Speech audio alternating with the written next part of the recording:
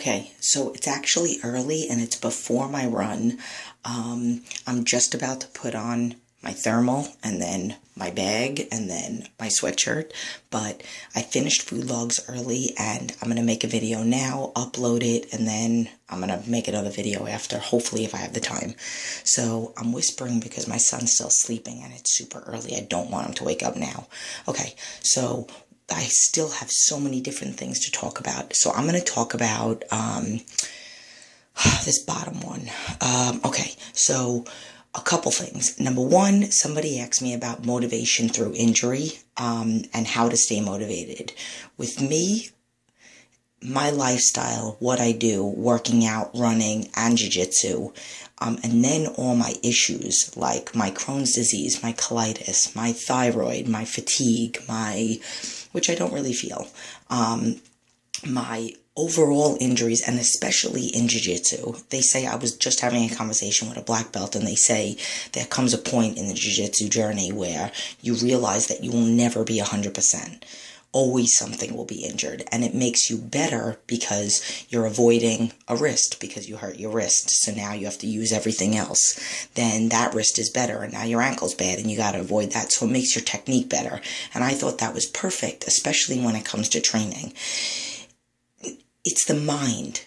You can work around an injury. There are so many things. It's about getting creative. My clients make jokes all the time and they say, Jen, I seriously think that if you were in a body cast, you would figure out a way to do like neck cardio until you burned enough calories. And it's true, because there is always a way. I run even with my bad ankle. I had a bad ankle. I had a bad knee. I was wearing a knee brace. My ankle's still funny. My shoulder was bad for so long. And I went to, I was going to somebody to fix my shoulder. I went to a massage therapist that specialized in sports injuries, and I worked with him for a while. And then, I was working around it. I didn't do shoulder presses, but I did lateral raises, I did front raises, I did rear delt. So there's a way to work around everything. You could still, I have some of my female clients that also have shoulder press issues, and I'm like, you could still have nice shoulders. You can still do cardio even though you have a bad hip or a bad ankle or a bad knee. You could do the upper body cardio machine that I was talking about. So it's about mental focus, and it's about learning how to work with what you do have, not with what you don't have. Somebody else talked about trusting your body, which I think kind of feeds on that, and you really have to. Again, it is a mental game, and it has a lot to do with believing my philosophies about going really heavy and trusting the fact that you can do it. But of course there's safety issues, and you have to take into consideration that you might not have a trainer there watching you. But you do want to try. You want to try as much as you possibly can. You want to push. You want to really absorb the movement also. Maybe do some research. Like with my program, with anybody that works with me, I don't care if they've been working out for 20 years or if they've never worked out a day in their life, they get access to videos on basic exercises, just so they know even how to squeeze a bicep without any weight in it. So you have to know how to squeeze the muscles, and then you have to know what you're working. So if you're balancing on a stability ball, or like what I talk about with my clients doing the inverted kettlebell push-ups, one of my clients, Michelle, that's in Southern California, it's about understanding. It's about body awareness. It's about knowing where to position yourself. It's about little cues like squeezing like you're trying to show off your boobs, or squeeze your armpits together like you're trying to crack a walnut. And then it's all about like abs here. So it's about body awareness so that you can know even how to put yourself in a lot of these positions so that you can maximize it. And you can do inverted kettlebell push-ups. And you can do chest press on a stability ball because you know what you're supposed to be squeezing, and you can go up heavy in weight, as heavy as you can. Instead of using 10-pound dumbbells, maybe you could use 20s, 25s, 40s, 45s, 50s. I use 55s. I think I did 60s once. But you can do it. It's just about body awareness. Okay, so we got that. Having faith, somebody talked about fear. So I think these like workout ones kind of fear of failure, and this specific person wants to compete. You gotta just not care. Like with me, I care. I'm very competitive and I have to win everything. I just did a jiu-jitsu tournament this weekend that just passed and I won. I beat a blue belt too. My first match, I beat a white belt, pouring blood. That's why my nose is black and blue right here. She kicked me in the face by accident, whatever. But, and I beat her. And then finals, I went and I beat both of them by submission because it was a submission only tournament. But here's the thing. I did not want to disappoint my coach, Alessandro. When I do something, I do it 120%. But at the end of the day, I'm sitting there and I might be nervous before it. And then at the end of the day, I sit there and I'm like, Jen, you have to be number one because you refuse to do anything less. I have to give 110% because I don't do anything less than 110% or I'm not going to do it at all. There's no point for me. But at the end of the day, if I lose, nobody's going to die. Okay, so that's what you have to think to take some of the pressure off. You want to do a competition? Who cares if you fail? It's better to try and fail than to not try at all. I post quotes like that all the time. Don't have any fear of anything. Have fear of not living. Have fear of, getting sick and getting a stomach ache. Have those kind of fears. Like I talk about my fears. Don't ever fear trying something new. Don't ever fear balancing on something. Don't ever fear you want to do a competition, you put on that bikini and you get on stage. And who gives a crap what you look like? Who cares if you place 20th? Who cares if you place second? And good riddance to you, second, first, fifth, first, whatever. It doesn't matter.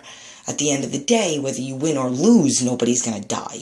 Nobody's going to win $1 million. But in here, it does something to you when you try.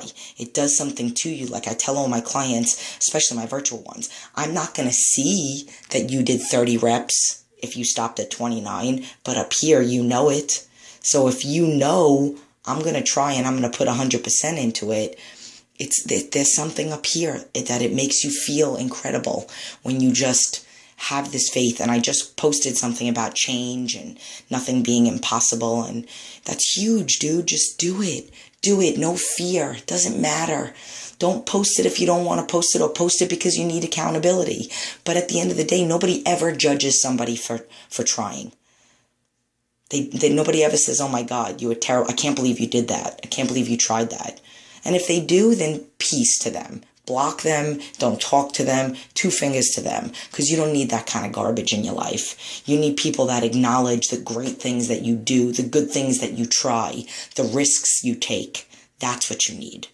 Okay, so boom, boom, boom. I'm looking at my thing. I know there's another one on here. Okay, so somebody asked me about seeing the positive things and the mental changes and the measurements and stuff like, and changes in themselves that maybe other people see, but they don't see. Okay, so like a husband or a wife, they might not see the changes because they see you every day, or you might not see the changes because you see you every day, but somebody else might notice them. Here's what I think that you should do, and I make my clients do this. If you don't have somebody holding you accountable, like you don't have a personal trainer or health coach, that's what I call myself, then you need to do it. So if you're going to say, okay, today's the day, take pictures of yourself. Take measurements and weigh yourself. And then every week, do like I do. Every week on the same day, only once a week, same time, preferably on the weekend when there's no stress from the week, weigh yourself. Once a month, do measurements, and once a month, do pictures.